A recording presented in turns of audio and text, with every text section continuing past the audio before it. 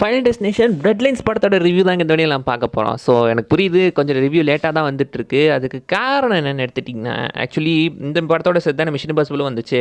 So 2 படத்தையும் 4 show பார்த்துட்டு வந்தேன். ஐ மீன் 2 படத்தையும் 2 ஷோ பார்த்துட்டு வந்தேன், தமிழ் அண்ட் இங்கிலீஷ். ஸோ அதனால தான் கொஞ்சம் லேட் ஆகிடுச்சு. பட் இப்போ பார்த்தீங்கன்னா இந்த படத்தோட ரிவ்யூ நம்ம பார்த்துடலாம். ஸோ இதை ஃபாலோ பண்ணி அடுத்தது மிஷன் இம்பாசிபிளோட பிரேக் டவுன் சீக்கிரமே வந்துடும். ஸோ இப்போதைக்கு ஃபஸ்ட்டு இந்த பிரேக் டவுனை பார்ப்போம். So final destination blood lines இது பார்த்தீங்கன்னா இந்த ஃபைனல் டெஸ்டினேஷனோட 6வது பாட்டு. இதுக்கு முன்னாடி 5 பார்ட் வந்திருக்கு. கிட்டத்தட்ட 15 வருஷத்துக்கு அப்புறம் இந்த 6வது பார்ட் இப்போ ரிலீஸ் ஆயிருக்கு. ஸோ நியூட்ரல், பாசிட்டிவ், நெகட்டிவ் இந்த ஆர்டர்லேயே நம்ம போயிடலாம். நியூட்ரல் பாயிண்ட் என்னன்னு எடுத்துக்கிட்டிங்கன்னா, இந்த படத்தை எந்த இடத்துலையுமே முடிஞ்ச வரைக்கும் போர் அடிக்காமல் பார்த்துட்டு இருக்காங்க.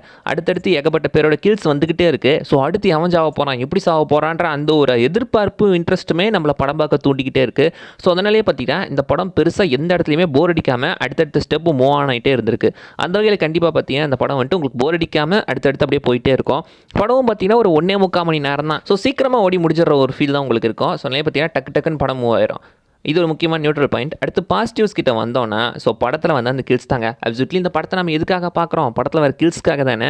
ஸோ ஒவ்வொருத்தருமே இப்படி வித்தியாசமான முறையில் அந்த கிரியேட்டிவாக டெத் ஆகுறாங்க, சாகுறாங்க அப்படின்றத பார்க்க தான் இந்த படத்தையும் நம்ம பார்க்க போகிறோம். அதுக்கேற்ற மாதிரி பார்த்தீங்கன்னா ஒவ்வொரு டெத்தையுமே முடிஞ்ச வரைக்கும் கிரியேட்டிவாகவும் வித்தியாசமாகவும் போன படங்களுக்கு கொஞ்சம் கூட குறைவே இல்லாமல் தான் கொடுத்துருந்துருக்காங்க. அந்த வகையில் போன படத்துக்கு எதுக்குமே இதுக்கு குறைச்சல் இல்லாமல் வந்துட்டு இருக்கு. ப்ரீவியஸ் பார்ட்லாம் பார்த்துட்டு இந்த படத்தை நீங்கள் பார்த்தீங்கன்னா உங்களுக்கு அதை விடவே இதில் கொஞ்சம் கிரியேட்டிவ் டெத்ஸ் வித்தியாசமாகவே இருக்கும். ப்ரீவியஸ் படங்களை விட இதில் பார்த்தீங்கன்னா அந்த டெத்ஸை முடிஞ்ச வரைக்கும் இன்னுமே கிரியேட்டிவாக காட்ட ட்ரை பண்ணியிருக்காங்க. அந்த வகையில் உண்மையிலே பார்க்கறதுக்கு அதெல்லாம் நல்லாவே இருந்துச்சு. அடுத்த படத்தோட ஸ்க்ரீன் பிளே தாங்க. போன எல்லா படங்களையுமே பார்த்தீங்கன்னா அந்த ஸ்க்ரீன் பிளே இருக்கும்ல, அதே மாதிரியான ஒரு டைப் ஆஃப் ஸ்க்ரீன் பிளே தான் இதுலையும் இருக்குது. பட் அதை விட சம்ஹவ் பார்த்தீங்கன்னா கொஞ்சம் டிஃப்ரென்ஷியேட் பண்ணி காட்ட ட்ரை பண்ணியிருக்காங்க. அதுக்கு இந்த படத்தோட ஸ்க்ரீன் பிளேயுமே கண்டிப்பாக பாராட்டி ஆகணும். ஸ்டோரியுமே பார்த்தீங்கன்னா கொஞ்சம் டிஃப்ரெண்ட்டாக இருக்குது.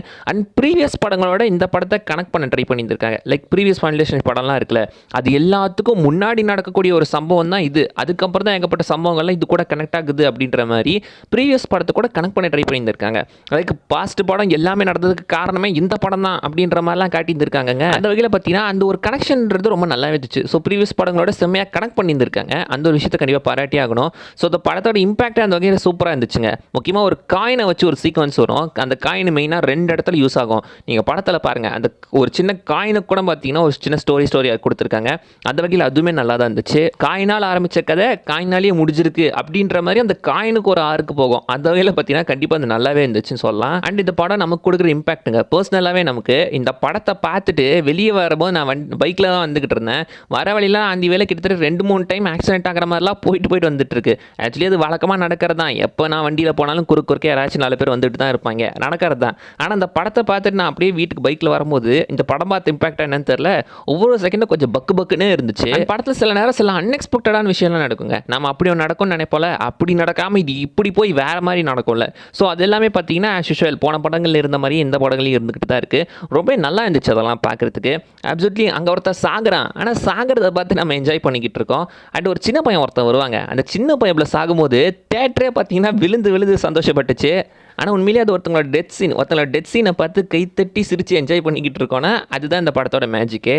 ஸோ அந்த வகையில் இந்த படம் பார்த்தீங்கன்னா உண்மையிலே நல்லா தான் இருந்திருக்கு. அப்படியே இப்போ நெகட்டிவ்ஸ் பக்கம் வந்தோன்னா, இந்த ஃபைனல் டெஸ்டினேஷன் படங்கள் இருக்கிற ஒரு மிகப்பெரிய பிரச்சனை என்னன்னு கேட்டிங்கன்னா, எல்லா படத்துலையும் இருக்கிறது நமக்கு ஆல்ரெடி ஸ்டோரி தெரியும். ஐ மீன் என்ன எல்லாம் கடைசியில் சாவ போகிறாங்க அவ்வளோதானே அப்படின்றது நமக்கு தெரியும். அப்படி தெரிஞ்சே நம்ம படம் பார்க்குறதுனால பெருசாக பார்த்தீங்கன்னா இன்ட்ரெஸ்ட் வர மாட்டேங்குது. அந்த டெத்ஸ் தான் நம்மளை வந்துட்டு கேரி அவுட் பண்ணி கொண்டு போதே தவிர மற்றபடிக்கு ஓவராலாக பார்க்கும்போது நமக்கு இது தெரிஞ்சு படம் பார்க்குறதுனால படம் முடிஞ்சது படம் பார்க்கும்போது சில இடத்துல கொஞ்சம் போர் அடிக்குது. அந்த டெத்ஸை தவிர மிச்சம் எல்லா இடமே பார்த்தீங்கன்னா லைட்டாக கொஞ்சம் போர் அடிக்கிற மாதிரியான ஒரு ஃபீலை தான் கொடுக்குது. அந்த டெத்ஸை தவிர மிச்ச சீன்லாம் பார்க்கும்போது நமக்கு ஒரு பெருசாக இன்ட்ரெஸ்ட்டே வரமாட்டேங்குது. இப்போ என்ன அடுத்தலாம் சாவ போகிறாங்க அவ்வளோதானே, அடுத்து நீ வா நீ சாவு அப்படின்ற மாதிரி அடுத்தடுத்து போயிட்டே தான் இருக்குது. அண்ட் அந்த கேரக்டர்ஸ் கூடயும் பெருசாக நம்மளால் ரிலேட் பண்ணிக்க முடியல. ஒரு ரிலேட்டபிள் கேரக்டர்ஸ் இந்த படத்தில் பெருசாக கிடையாது. ஸோ ஒரு சில கேரக்டர் பார்க்கும்போது ஓகேப்பா அந்த கேரக்டர் இப்படி தான் அப்படின்ற மாதிரி நமக்கு தெரியும்.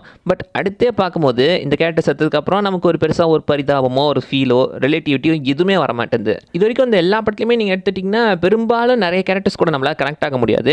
அப்படி நம்ம எமோஷனலாக கனெக்ட் ஆகணும்னு நினச்சோன்னு வச்சுக்கோங்களேன், அடுத்த செகண்டே அந்த கேரக்டர் செத்து போயிடும். ஸோ எல்லா கேரக்டர்ஸுமே பொஸ்க்குன்னு செத்துறதுனால நமக்கு பெருசாக ஒரு கனெக்டிவிட்டியோ ஒரு ஃபீலோ வரவே மாட்டேங்குது. ஸோ எந்த கேரக்டருமே ஒரு ரிலேட்டபிளோ கனெக்டிவிட்டியாகவோ இல்லை. அண்ட் படத்தோட முடிவு தெரிஞ்சே நம்ம படம் பார்க்குறதுனால படம் முடிஞ்சதுக்கப்புறம் அந்த கிளைமேக்ஸ் டெத் அப்போ மட்டும் நமக்கு சப்புன்னு ஒரு ஃபீல் இருந்துருது. மற்றபடிக்கு லாஸ்ட்டாக பார்த்தீங்கன்னா முடிஞ்ச உடனே வந்துட்டு டக்குன்னு நீங்கள் எந்திரிச்சு வந்துடலாம். அவ்வளோதான், படம் மொத்தமாக முடிஞ்சு போச்சு, நீங்கள் எந்திரிச்சு வந்துடலாம், அவ்வளோதாங்க. மற்றபடிக்கு இந்த படத்தில் குறை சொல்கிற அளவுக்கு வேறு ஒன்றும் பெருசாக கிடையாது. கொஞ்சம் ஒரு எப்படி சொல்கிறது, ஒரு ஆரேட்டட் இன்ட்ரெஸ்டான ஒரு படம் தான். அண்ட் நீங்கள் பார்க்குறதா இருந்தால் அண்ட் தமிழ் டப்பிங்கை பற்றி சொல்லணும்னா கண்டிப்பாக தமிழ் டப்பிங் நல்லா இருக்குங்க. டப்பிங்கை தரமாகவே கொடுத்துருக்காங்க. வாய்ஸஸ்லாம் சிமிலராக தான் இருக்குது. பட் யாரோட வாய்ஸ் நல்லா கரெக்டாக சொல்ல முடியல. ஆனால் நிறைய பேரோட வாய்ஸஸ்லாம் நமக்கு ஃபெமிலியரான வாய்ஸஸ் தான் வந்துகிட்டு இருக்கு. நான் இங்கிலீஷ் தேட்டரில் பார்த்தேன். இங்கிலீஷில் பார்த்த தேட்டரில் பாதி சீட்டு கூட ஃபுல்லாக இல்லைங்க, ஒரு பாதி பேர் தான் இருந்தாங்க. அண்ட் எல்லாருமே ஏதோ போன மாதிரியே கம்முன்னு உட்காந்துக்கிட்டு இருக்காங்க. ஒருத்தனை பார்த்தீங்கன்னா ஒன்றுமே பண்ணல. பட் நீங்கள் தமிழ் டப்பிங்கில் இதே ஒன்று தேட்டரில் நீங்கள் பாருங்களேன், ஃபுல் சீட்டாக இருந்துச்சு, எல்லாருமே சீட் ஃபுல்லாக இருந்துச்சு, மஜாவாக இருந்துச்சு. அங்கே தேட்டரில் படம் ஓட இங்கே எல்லாமே கவுண்டர் கொடுத்துக்கிட்டு இருந்தாங்க. முக்கியமாக அந்த மூக்கில் மூக்குத்தி குத்திருக்கான்ல, அவனுக்கு பார்த்தீங்கன்னா ஒரு சின்ன ட்விஸ்ட் வந்திருக்கான் அவன் பிறப்ப வச்சு.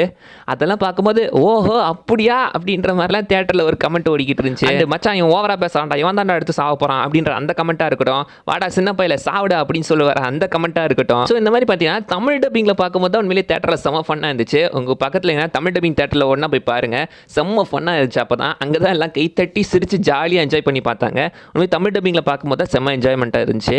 அண்ட் முக்கியமான ஒரு விஷயங்க, அப்சல்யூட்லி ஒரு R-rated படம். தயவுசெய்து யாரும் குழந்தைங்களெல்லாம் கூட்டிகிட்டு போகாதீங்க. ஏன்னா இன்றைக்கி நான் பார்த்த தேட்டர்லேயே வந்துட்டு சில பேர் குழந்தைங்களெல்லாம் கூப்பிட்டு வந்துட்டு இருக்காங்க. இத்தனைக்கும் எல்லாம் 5 வயசு சின்ன குழந்தைங்க, 5 வயசு 8 வயசு இந்த மாதிரி சின்ன குழந்தைங்க. தேட்டருக்கு இருக்க இந்த மாதிரி சின்ன குழந்தையெல்லாம் கூப்பிட்டு வராங்கன்னு எனக்கு தெரியல. முக்கியமாக ஒரு குழந்தை ஆக்சுவலி ஃபஸ்ட்டு அந்த கில்ஸ்லாம் வந்துட்டு இருக்குல்ல, ஃபஸ்ட்டு ப்ரெமனிஷன், அந்த ப்ரெமனிஷன் அப்போ அந்த குழந்தை அழுதுகிட்டு இருக்கு, போகலான்னு இரு பாருன்னு அப்படியே ஒரு அம்மா அந்த குழந்தைய பார்க்க வச்சுட்டு இருக்காங்க. அந்த குழந்தை தான் பயப்படுது. அப்புறத்துக்கே தேட்டருக்குலாம் கூப்பிட்டு வரீங்க. ஸோ அப்சல்யூட்லி பார்த்தீங்கன்னா R-rated படம் தயவுசெய்து யாரும் குழந்தைங்களெல்லாம் தேட்டருக்கு கூப்பிட்டு வராதிங்க. அப்புறம் இந்த குழந்தைங்க தேட்டர் எதை பார்த்தாலும் பயப்படுவாங்க. நமக்கு ஒரு மெச்சூரிட்டி இருக்குது, இதெல்லாம் நமக்கு ரியல் லைஃப்பில் நடக்காதுன்னு நமக்கு புரியும். ஆனால் குழந்தைங்களுக்கு புரியுமா? இதை பார்த்து குழந்தைங்களே பயந்துக்கிட்டு இருப்பாங்க. ஸோ அதனால் குழந்தைங்களை யாரும் தேட்டருக்கு கூப்பிட்டு வர வேணாம். அண்ட் அவ்வளோதான் கைஸ். ஏதாவது விஷயம் மிஸ் பண்ணிட்டேன்னா டோனி டாடுங்க, ஆமாம் அந்த மனுஷன் இருக்கார்ல, வில்லியம் பிளட்வர்த் கேரக்டர். இந்த படத்தில் அவருமே வந்திருப்பார். இந்த படம் அவருக்கு இந்த படம் கிட்டத்தட்ட ஒரு சென்ட் ஆஃப் மாதிரி தான் இருந்துச்சு. அந்த மனுஷன் ஒரு சீனில் வந்துட்டு அவருமே கிவ் அப் பண்ணிட்டு போயிட்டார். ஆக்சுவலி ரியல் லைஃப்லேயே அவர் இறந்துட்டார், ரெஸ்ட் இன் பீஸ். அண்ட் இவர் கடைசியாக நடித்த படமுமே இந்த படம் தான். அண்ட் அவர் பேசுகிற டைலாக்லாம் கூட ஆஸ் யூஷுவல் அந்த டெத்தை பற்றி தான் பேசுவார். அது என்னமோ அவருக்கே சொன்ன மாதிரி இருந்துச்சு. கடைசியில் அவர் பாயின்னு சொல்லிட்டு போகும்போது கூட அது ஒரு மாதிரி ஹார்டாக ஹிட் ஆச்சுங்க, அந்த மாதிரி இருந்துச்சு. ஸோ அவர் சீனை பார்க்கும்போது கொஞ்சம் கஷ்டமாக தான் இருந்துச்சு. மனுஷனும் பார்க்க ரொம்ப எலும்பு தோலுமாக ரொம்ப இதாக இருந்தாரா.